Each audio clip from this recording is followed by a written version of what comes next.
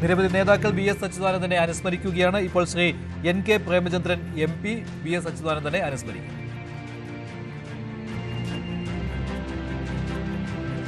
സഖാവ് VSന്റെ നിര്യാണത്തിലുള്ള അഗാധമായ ദുഃഖവും അനുശോചനവും ആദ്യമായി ഞാൻ അറിയിക്കുകയാണ്. അദ്ദേഹം മുഖ്യമന്ത്രിയായിരുന്ന ഗവൺമെന്റിൽ മന്ത്രിയായി പ്രവർത്തിക്കാനുള്ള 5 വർഷവും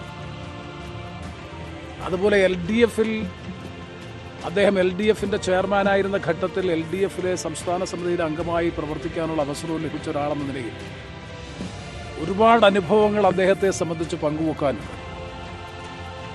ഒരു കാര്യം ഞാൻ പറയാൻ ആഗ്രഹിക്കുന്നത്, പാർശ്വവൽക്കരിക്കപ്പെട്ട സാധാരണ സമൂഹത്തിന്റെ താല്പര്യങ്ങളുടെ മുമ്പിൽ വിട്ടുവീഴ്ചയില്ലാത്ത സമീപനം സ്വീകരിക്കുന്ന യഥാർത്ഥ ഇടതുപക്ഷ രാഷ്ട്രീയത്തിന്റെ മുഖമായിരുന്നു സഖാവ് VS എന്ന കാര്യത്തിൽ ഒരു സംശയവും വേണ്ട.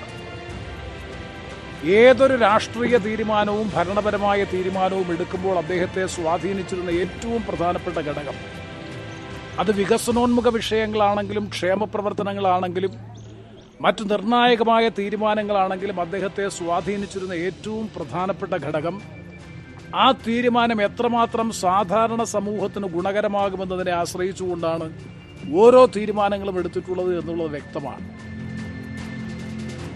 NK പ്രേമചന്ദ്രൻ VSനെ അനുസ്മരിക്കുകയായിരുന്നു. വിവിധ രാഷ്ട്രീയ പാർട്ടി നേതാക്കൾ VSനെ അനുസ്മരിക്കുന്നു. സംസ്ഥാനത്ത് നാളെ പൊതു അവധിയായിരിക്കും. 3 ദിവസം ഔദ്യോഗിക ദുഃഖാചരണം പ്രഖ്യാപിച്ചിരിക്കുകയാണ്. VS അച്യുതാനന്ദന്റെ ഭൗതിക ശരീരം അല്പസമയത്തിനകം AKG പഠന ഗവേഷണ കേന്ദ്രത്തിലേക്ക് എത്തിക്കും. അവിടെ പൊതുദർശനം ഉണ്ടായിരിക്കും. നേതാക്കൾ ഇപ്പോൾ SUT ആശുപത്രിയിലാണ്. VS അച്യുതാനന്ദനെ സ്മരിക്കുന്ന ഓരോരുത്തർക്കും പറയാനുള്ളത് അദ്ദേഹത്തിന്റെ സുദീർഘമായ രാഷ്ട്രീയ ജീവിതത്തിന്റെ പോരാട്ട ജീവിതത്തിന്റെ ഓർമ്മകളാണ്. അദ്ദേഹം ഏറ്റെടുത്ത വിപ്ലവ സമരങ്ങളാണ്. അതിൽ അദ്ദേഹം വിജയം വരിച്ചതിൻ്റെ കാര്യമാണ്. കൊടിയ പോലീസ് മർദ്ദനത്തിന് ഇരയായ 50കളുടെ തുടക്കമാണ്. പൂഞ്ഞാറിൽ നിന്ന് അദ്ദേഹത്തെ അറസ്റ്റ് ചെയ്ത് ക്രൂരമായ മർദ്ദനത്തിന് ഇരയാക്കിയിരുന്നു. പുന്നപ്ര വയലാർ സമരത്തിന് ശേഷം അതും നേതാക്കൾ ഓർത്തെടുക്കുന്നു, നേതാക്കൾ അനുസ്മരിക്കുന്നു. അതെല്ലാം കേരള ചരിത്രത്തിൽ എഴുതപ്പെട്ട കാര്യങ്ങളാണ്. 1957 കമ്മ്യൂണിസ്റ്റ് പാർട്ടി അധികാരത്തിൽ വന്ന സമയത്ത് കേരളത്തിൽ അദ്ദേഹം സംഘടനാ രംഗത്ത് മികച്ച ഒരു പദവിയിൽ ഉണ്ടായിരുന്നു. അതിനുശേഷവും അദ്ദേഹം സംഘടനാ രംഗത്ത് സജീവമാവുകയും വിപ്ലവ സമരങ്ങൾ ഏറ്റെടുക്കുകയും ചെയ്തു.